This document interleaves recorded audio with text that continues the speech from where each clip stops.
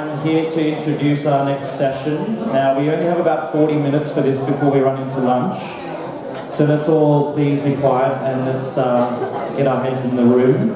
I'm pleased to introduce you guys to our session, which is about Zoroastrianism in practice. So this is not so much a lecture per se, it's all about how our two speakers have practically implemented the principles of their religion in their own lives. And their relationship with their religion. So Meherwan is going to kick things off, and he's originally from Pakistan, but he's been floating all around the world. He's studied in London, now studying in Singapore, studying philosophy in Singapore. So a round of applause for Meherwan.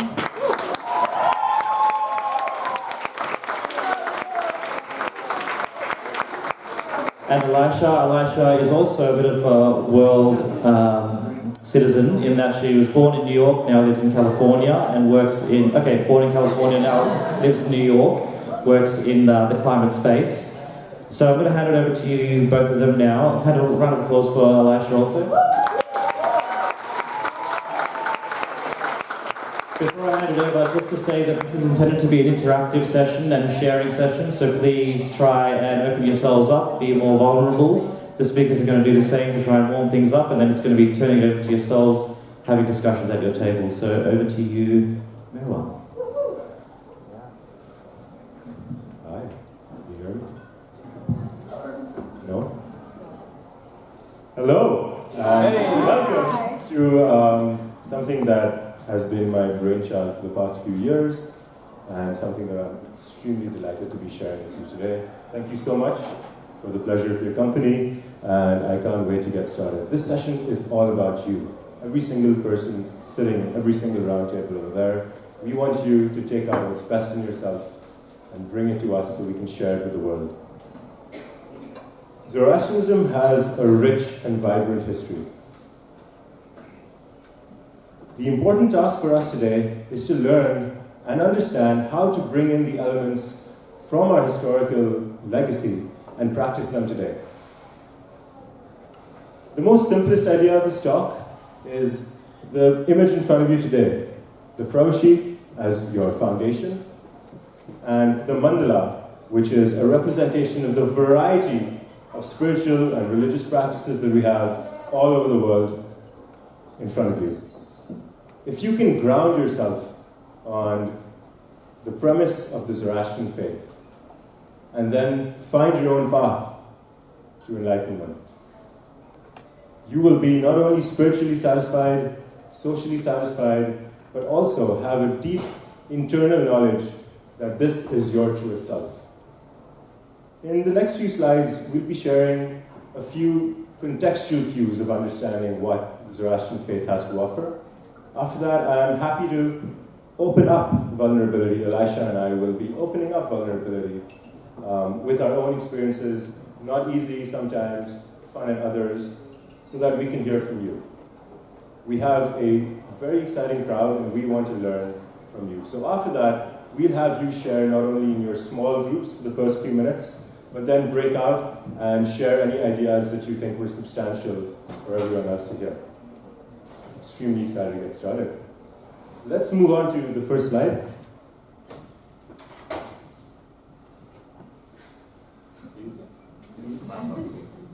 Yes, the next slide.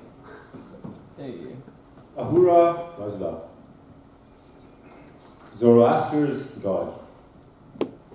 Before Zoroastrianism, in the pre-Zoroastrian era, there were multiple gods that were revered as equal to Ahura Mazda, including Mithra, Apanapat. So the important question is, why did Zarathustra say Ahura Mazda is preeminent as not only a source of knowledge, but of a source of divine wisdom? What is the link between understanding and enlightenment? Can we have the next slide, please? And the one after now.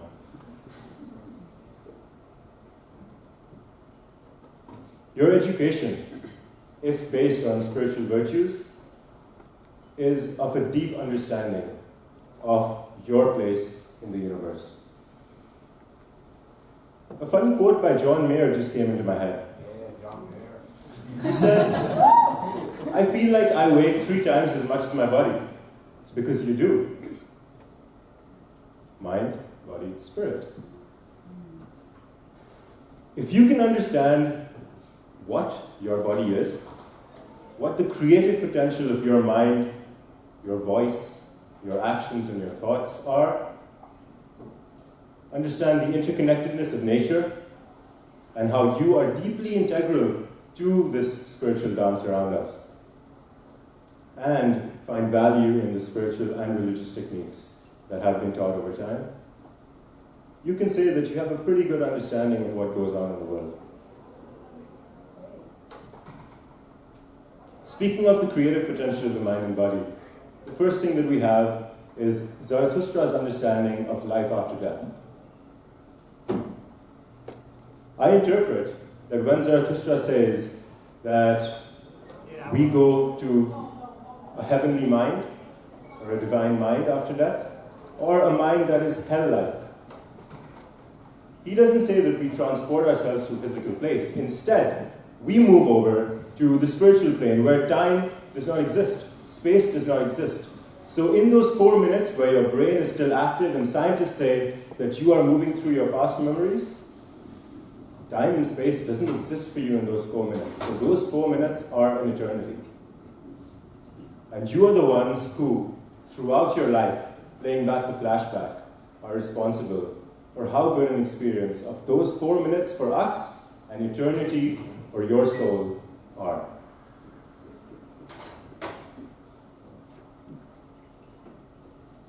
Alaisha has been working with a few ideas about body work, and she'd want to share about how our mind and body are connected as well. Hand it over to you. Thank you. So I have to say that my journey through the interconnectedness of mind and body was started by something that is not so pleasant, which is chronic pain.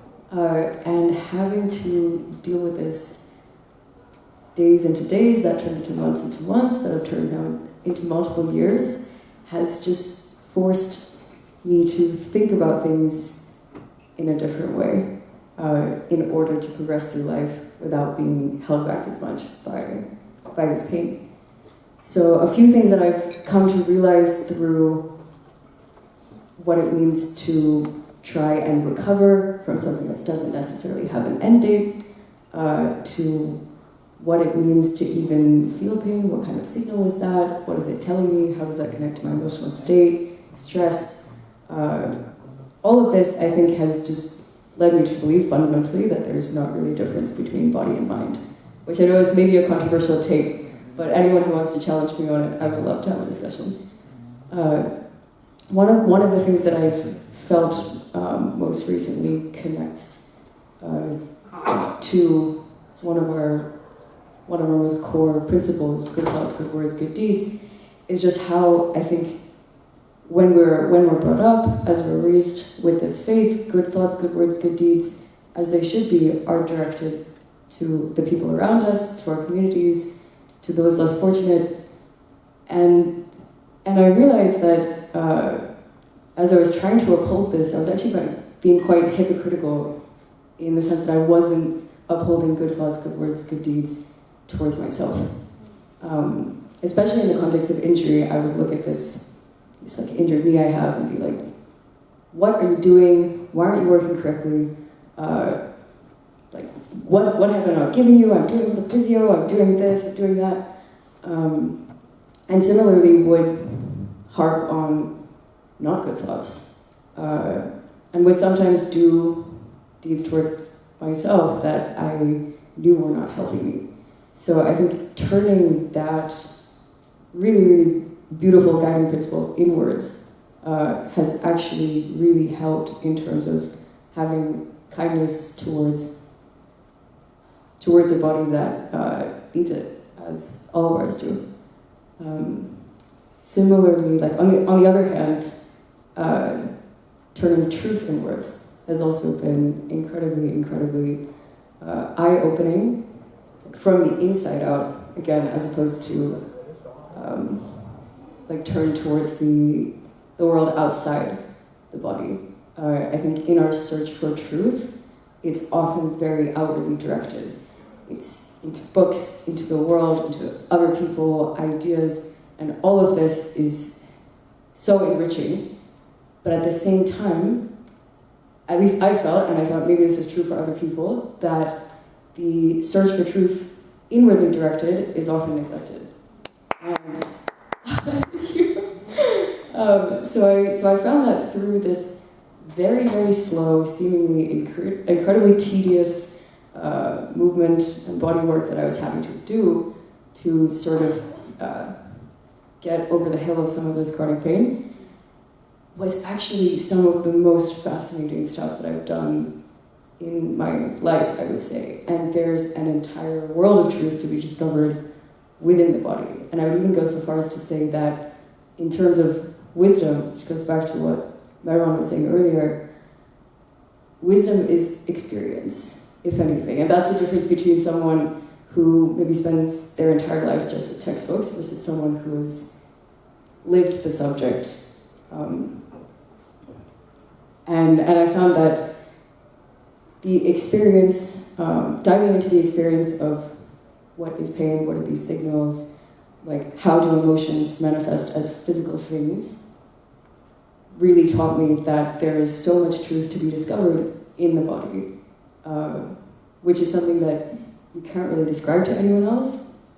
No one else can see it, feel it, but it's your experience and it's your truth and it's there for you to discover. Yeah. There's some new scientific research which describes how emotions are linked with physical pain. The physical pain, the emotional pain that you feel often translates directly into your body. And I found that unsurprising because the way that your mind, your body, and your spirit are linked are so intertwined that philosophers nowadays don't call it the mind anymore or the body anymore. They call it the mind-body. But this mind-body that we have is so closely integrated with the mind-body of the Creator, the mind-body of the universal energy that we have all around us. Perhaps a few thousand years ago, we did not have fancy houses to sleep in, quick transportation to move us places, processed foods to eat and drink. And instead, we were one almost with nature. We used to lie on the ground and ground ourselves immediately instead of doing grounding exercises every morning after we wake up. We used to drink natural flowing water directly from the source instead of having bottled water now. We ate food that was immediately present to us without paying taxes for it or paying for all the processing that it's gone through. The idea is that when we move and understand our interconnectedness with nature at this primary level first, we see how larger systems, like the ground underneath us, the trees underneath the ground, the roots underneath the ground of the trees, communicate with each other, talk to each other. The wind systems work to bring ideas and energy of the universe, of the earth from one place to another. The water systems flow with knowledge, genuine knowledge, to other water systems. Trees themselves inform other trees, for example, about a culprit or an invader coming, so that the camel that's eating the leaves can't eat all the leaves in one day. Similarly, we have a deep knowledge within our body.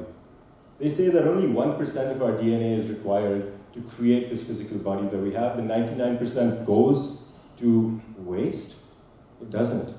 It provides you deep knowledge and understanding of every action that you take and the correct action that you have to take.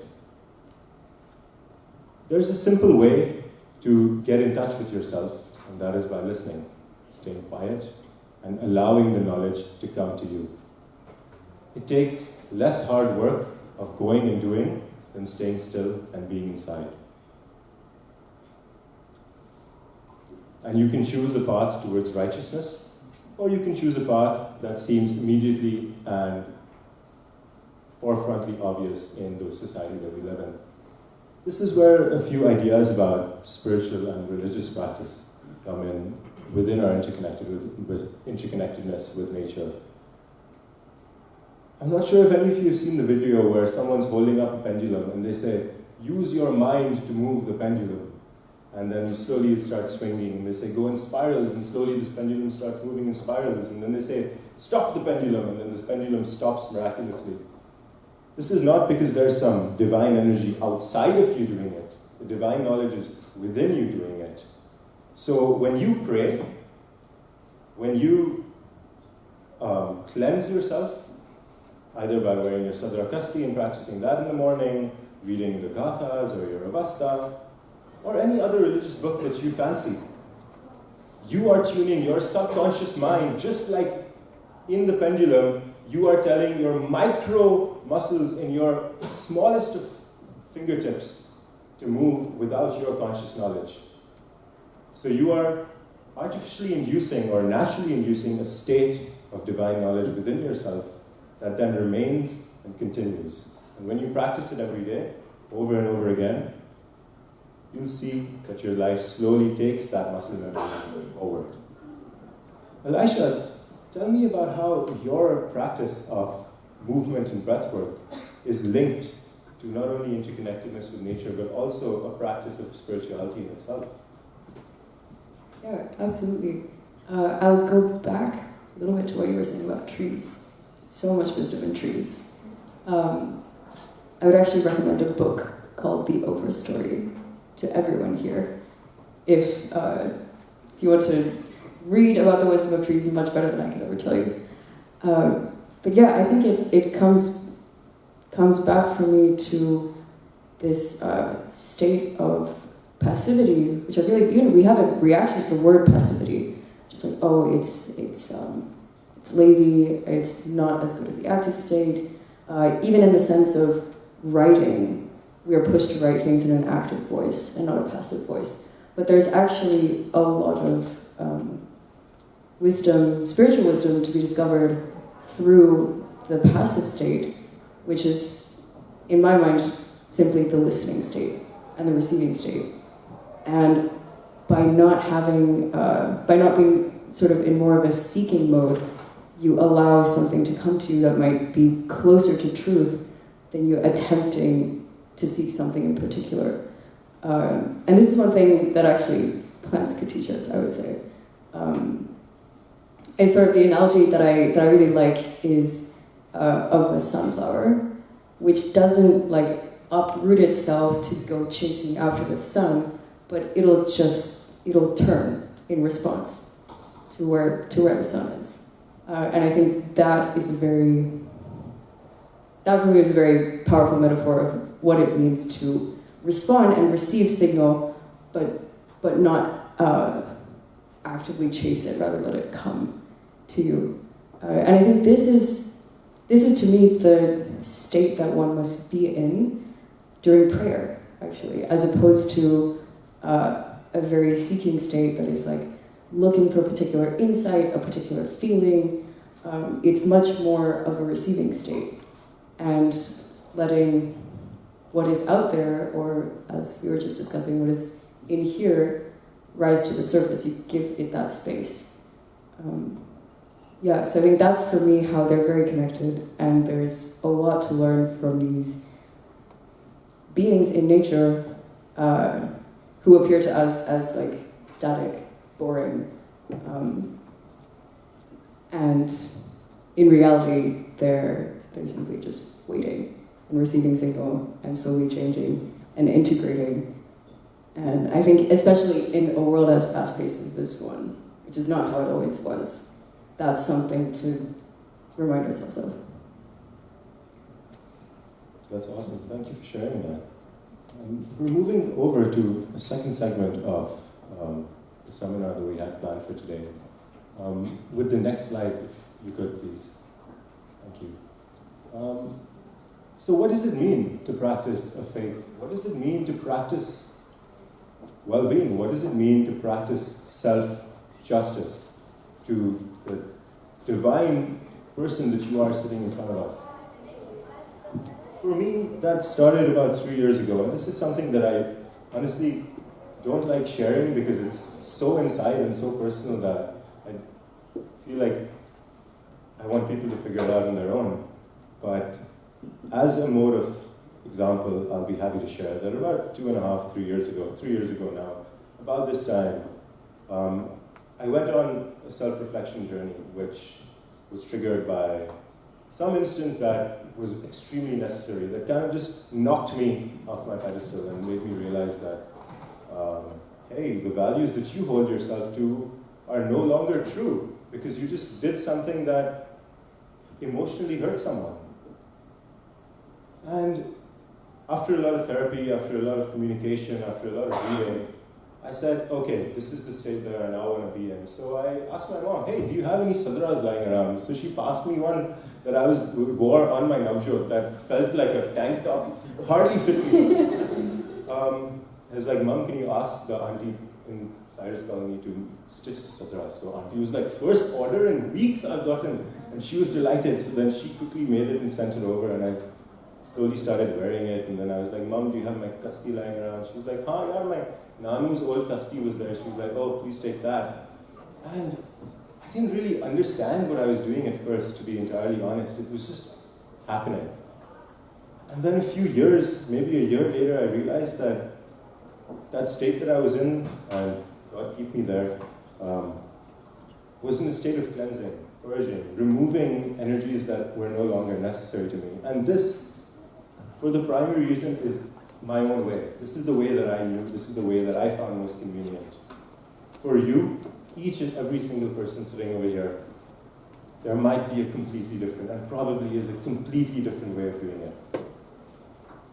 For Alaisha, which I want you to emphasize a little bit more, is the body work that she does. We were recently in Big Sur in California,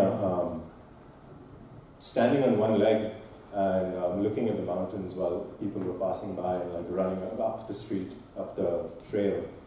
And there is this hint of enlightenment that comes to you every time you are in the mode of the Tao. Have any of you heard of the Tao? From Taoism, from Chinese philosophy, the yin-yang symbol. When you allow things to flow, they come back to you. So what it means to practice religion looks like wearing your sadra and kasti, but it also means acts of kindness. When Zoroastrian said good thoughts, good words, good deeds, he didn't say neutral thoughts, neutral words, neutral deeds. Neither did he say good thoughts, average words, and okay deeds. He said you need to translate that good thought directly into a good word, and then directly into a good deed. And neither did he say, by the way, excellent thoughts, excellent words, excellent deeds. It means that you set an expectation for yourself, and then you move through it consistently, because humans are deeply searching for that consistency which drives us. Obviously, 3,000 years ago, when Zoroastrianism was founded and was thriving, maybe 2,000 years ago, we had temples of outdoor worship. People used to trek up the mountain and then pray there and do their morning ritual over there. And then in the afternoon, in the evening, you were immediately grounded by the sense of nature around you and always awe-inspired by the magnificence of the world. We had a lot of time for silent reflection because Zarathustra, I think you must have seen pictures, always had sheep and cattle around him. So it was usually him and cattle hanging out, and of course a lot of time to just walk and do nothing, which we call now. And yeah, tell me about how you fit that in, like with movement work, and how you understand it today, because I think we need to hear it. I think what I would say is that, seeking that silence, space, stillness in the world outside allows the world inside, allows you to hear the world inside, which is often silent. And I think that's what has come through the body work and the movement work, which, as Meherwan was saying, it's such a different practice. That's led me to similar insights. There's no sadhana kasti involved. But I think in terms of what we're trying to cultivate here, in terms of the inner calm that allows you to turn good thoughts into good words, into good deeds. The point is that finding a practice that is true in your own body is what will serve you, and a practice that is not, that doesn't give you that sense of being true in your own body, may not. And every practice, every method is worth an honest shot. And surrendering to learning something new is, of course, like of utmost importance. But I think, in the end, whatever it is that brings you to that state, that is not one that you can rationalize into being, but one that it's really necessary to feel and have that sense of when your mind and body are connected. Whatever that is the one for you. And it makes no difference to how you identify with this faith, because ultimately you're cultivating the same values that we all cherish and that we all share.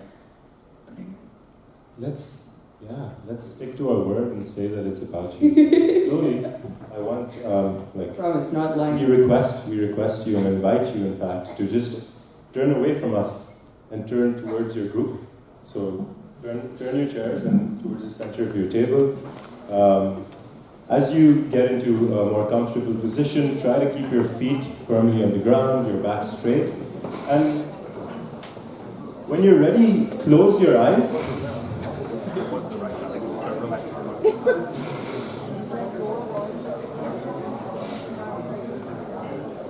And people at the back, if you'd like to join the table, there are a few seats in front. Sorry. Should be really careful.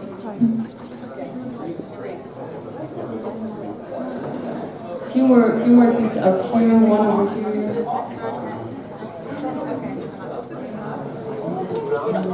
Couple at this table also. Off the ground, we're floating. Okay, everybody say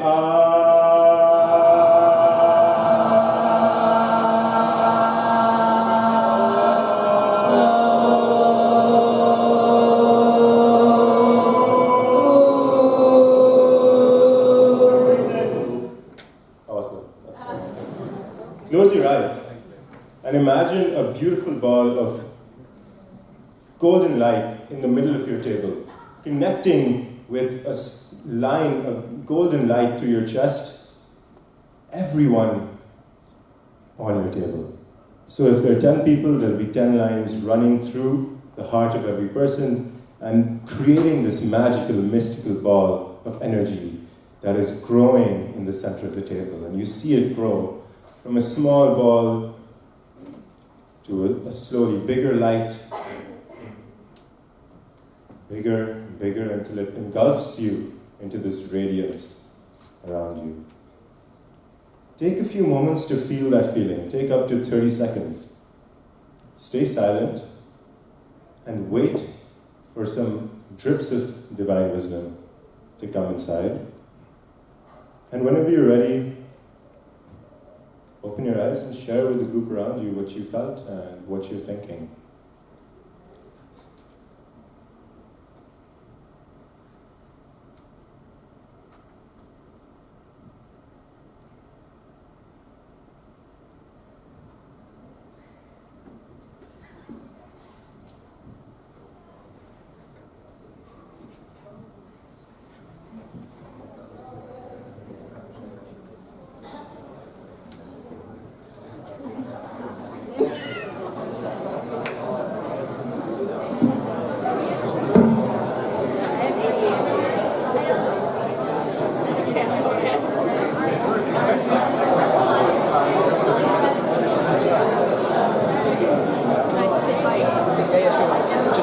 That's the only thing, because it's actually pretty flimsy.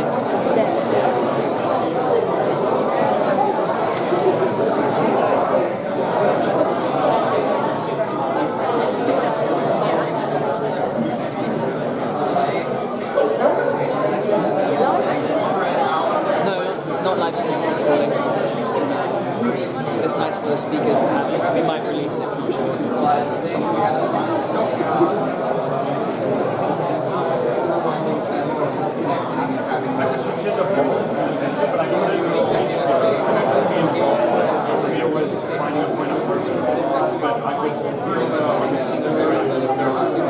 Spoon would Meherwan about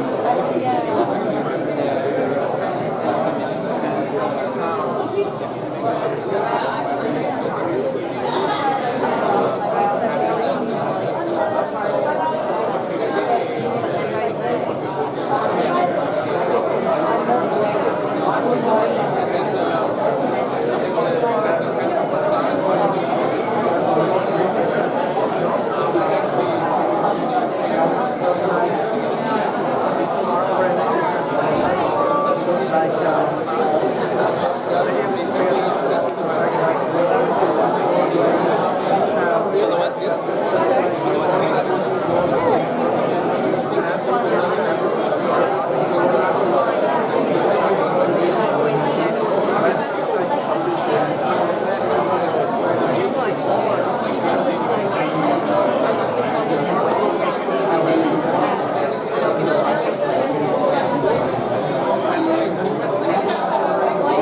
The next house is supposed to start at 9 now. And who's in it?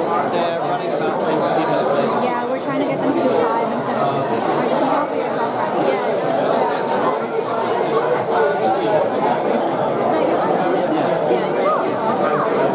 Do you want me to get them here?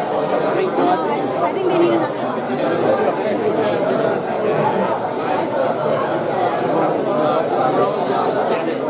It's on. He's off. I think they might be quiet. It's a break now. Okay, the first time was better. Go. We've had so much fun having you all today, and we have just about 6 or 7 minutes left, maybe a little less. And we wanted you to share to the audience, to everyone else around you, anything in particular that your group discussed, that you felt before, that you felt right now, made you say, oh, my higher self is speaking. It's not my base self, it's not capitalism, it's not the social constructs that we think are real, but it's something true inside me. Would anyone like to give it a shot, be a brave volunteer? Oh, well, Hi. So, my name is So the thing I noticed is when I was closing my eyes and just breathing, I just noticed all my negative tension and anxiety it just melts away and it just flows out. Think of it like a river flowing out of glacial ice from a mountain. You just see it all go and then you just hear the river stream. It just grounds you and it takes away all that anger and anxiety you had on something else. Something we need to do more consistently. Yeah, beautiful. Thank you. Thank you so much for sharing.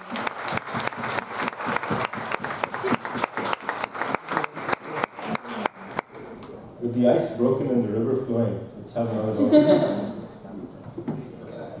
I felt like, Can I get your name? oh, my name is Prabhash. Prabhash. Stand up. Say hi, Trevor. I felt like for a moment we were like in a different like reality kind of. Like not like a video game or like a game where it's like no one's like judging anyone. We're all kind of like doing the same thing. We're all in the same level. And like it's like a different reality. Which is nice. Amazing. I wish we could always just not judge everyone like right now. Which is cool. Thank you for sharing that.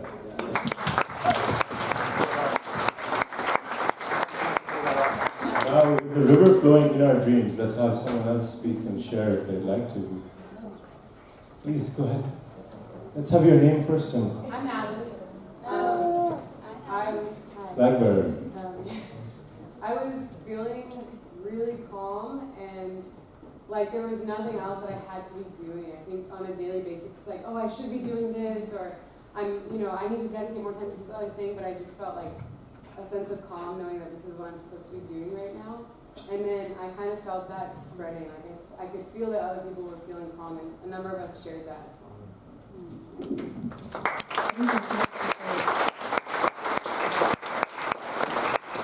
If Parsis didn't love food, we wouldn't. If Zoroastrians didn't love food and Parsis create their own little thing also, we wouldn't be the culture and the community that we are today. And I'm not going to tempt you with knowledge and say no food, but let's leave on some food for thought. Has anyone over the past year let's not talk about right now, but in the experiences that you've had over time, felt a strange sense of connection, a strange sense of grounding, a strange sense of, wow, I am infinity at this moment, and I could do anything. I first had it when I was sitting in my philosophy classroom, leaning on my chair, and the professor said something, and I was like, no way. I feel like the entire universe is inside me. I want you to share with us, just so that I know I'm not alone in this feeling, that you felt this way too. Is there anyone who's felt this way recently or would like to share? Hi, I'm Rihanna. I actually just recently got a promotion at my job.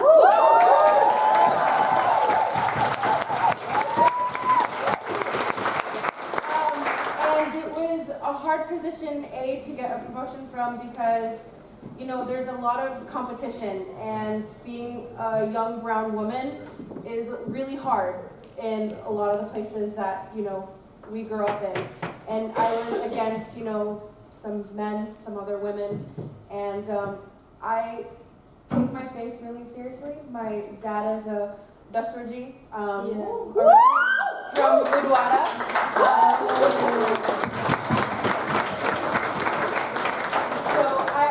I feel more of a spiritual connection to a lot of things, and even when I got into school, when I graduated, got my master's degree, just got this promotion, my parents were like, it's because of our faith and who you are.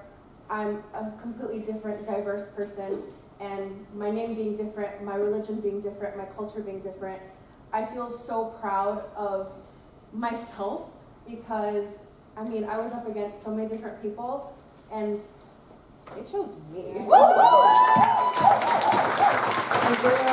so lucky to have you. You will be enriching that course.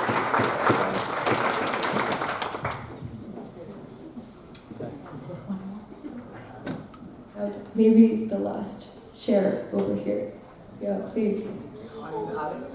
I'm going to say I feel that very vibe every time I'm talking to my cousin Nadia. Yeah. Where's Nadia? Where's Nadia? Every time I'm talking to her, I feel so connected to her. It's like sometimes words don't even have to be exchanged. We just look at each other and smile, and we know what each other's feeling. It's just the most magical feeling.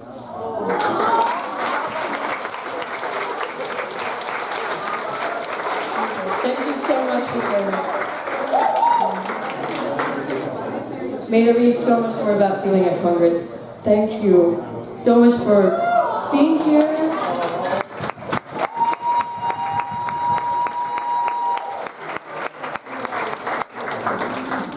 For being here, for sharing. This is just absolutely beautiful, and we are very, very lucky to be up here and witnessing it all. Guys, it's been an honor. Thank you so much. And please just walk up to us and talk to us, share things with us. We want to learn from you. Each and every one of you has wisdom that is in uncharted territories, and we need to bring that out and make it obvious so that everyone knows. Find that person, find your Nadia, and find whose eyes you can look into and say, dude, the entire universe is there. The entire universe is here. And yeah, it's been so amazing. Thank you so much for being here.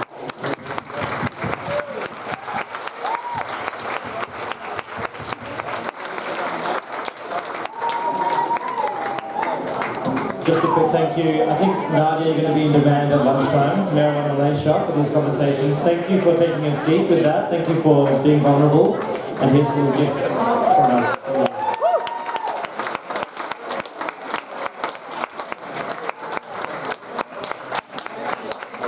Okay, I think we're into the next session straight away before lunch. And I believe Natasha is going to introduce... Okay. Natasha. Okay. There we go. Just take 30 seconds to breathe, and we'll introduce the next second session.